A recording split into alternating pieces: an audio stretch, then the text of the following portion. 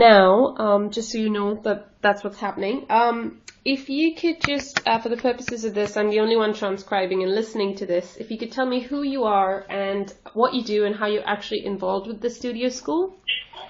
Okay, my name is Caroline Barringer. I'm the Director of External Relations for the Aspirations Academies Trust. Mm-hmm. I was involved with the studio schools from the initial concept, so very heavily involved in the actual sort of marketing and getting the school set up and getting student recruitment in.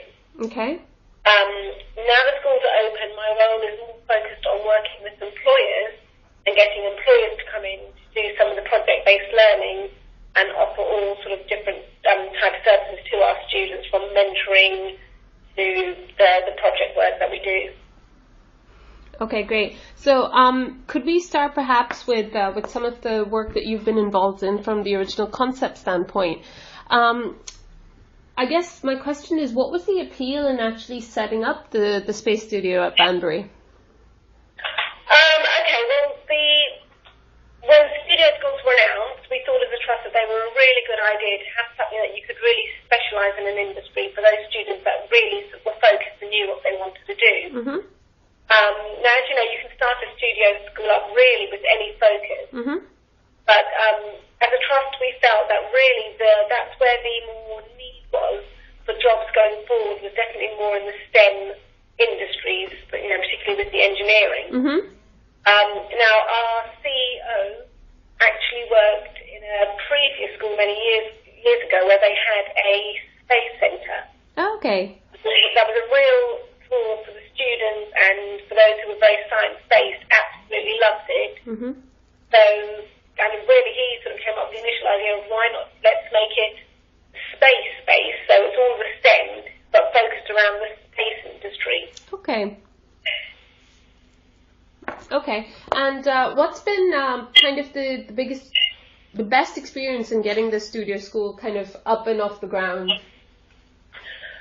Well, the best one is actually when it opens on day one, because there's a lot of work that goes into, from the initial getting the funding agreement to go ahead and open the studio school.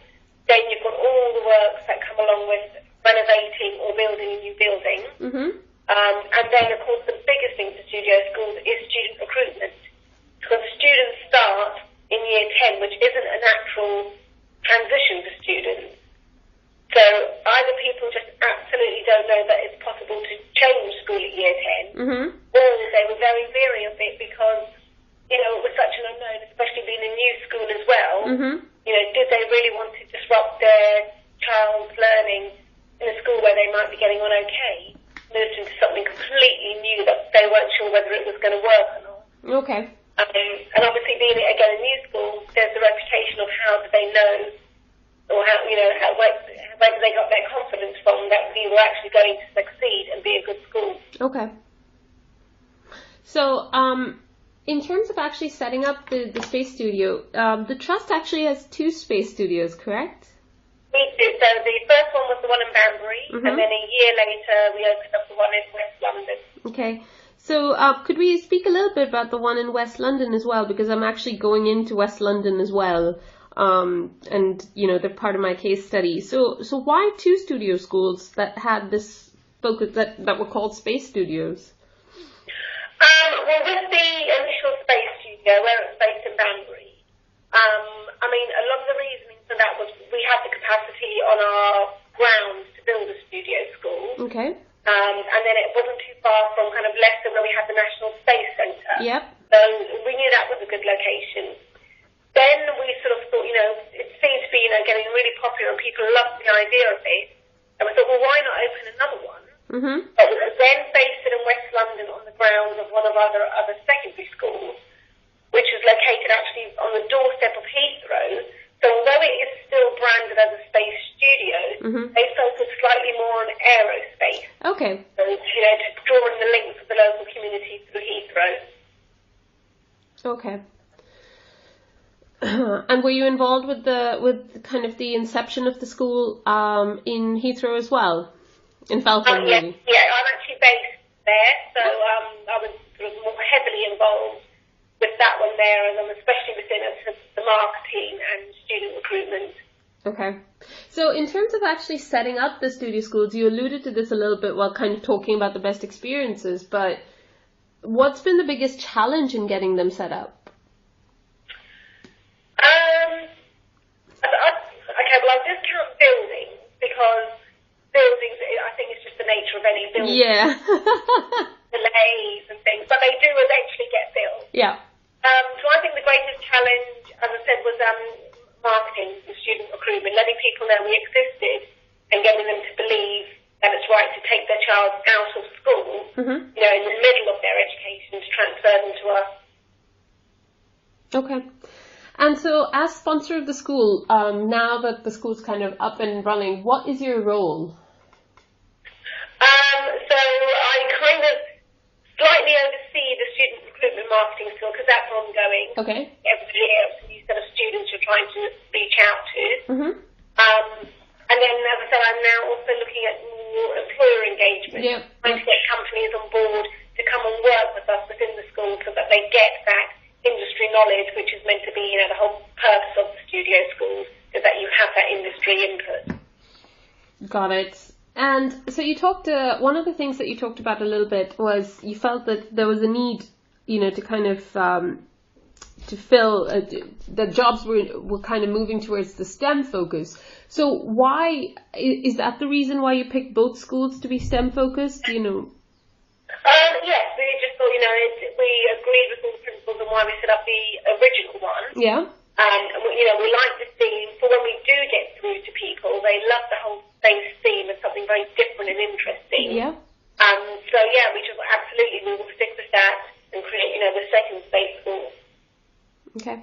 And one of the things that at Banbury, you know, in talking with everybody, they were very much that we are a STEM school. Now, being a STEM school means very different things to very different people. So as sponsors, what do you actually think being a STEM school is about? Okay, for me, I would say a STEM school is only focused towards those STEM subjects. So although we have to offer the full curriculum for our year 10s and 11s, so they will still get their Englishes, they still have to do PE, sports, and humanities. The project-based learning we do is very heavily focused on STEM projects. So they would very much have an element of engineering or science behind the project. And because we do an awful lot of project-based learning throughout the school day, that's where we kind of really say that's where our focus on STEM is. Okay. And then in terms of the vision that you have for the school, and, you know, you can choose, I mean, if you could talk towards both schools, that would be great. What is your vision for the school in terms of its accomplishments in STEM? I think for both schools, we'd like to, you know, be able to see our students go on and get, you know, really, really good jobs within the STEM industry where they really are making a difference. It was great for us to be able to keep in touch with these students and have them to come back in a few years to tell the current students, you know, what path they took, where they are now, what they're doing, and sort of, you know, that the Space Studio School made an impact on them. Okay. That, you know, they maybe felt that if they were in another school, they may not have had that focus or hands-on engagement with employers to really, you know, increase that passion that they might have for STEM industries. Okay. And do you think you've actually chosen the correct qualifications and employer partners to enact this vision? Yes. Okay. Space Studio Banbury, I'm not as heavily involved in there purely because I'm based in London. Yeah. But I know they sort of, you know, reach out to their local partners and that they do work with the National Space Academy. Within West London, again, looking at it, Aerospace Link, they are part of the Aviation Skills Partnership Network, which is a very, very specific, focused on anything to do with aerospace and aviation. So they have some really good links there where the companies coming in to work with students are from some sort of type of aerospace industry. And that they've actually even now devised a degree to become a pilot which they want to kind of start offering out to our students as a pathway. Oh, wow. Okay.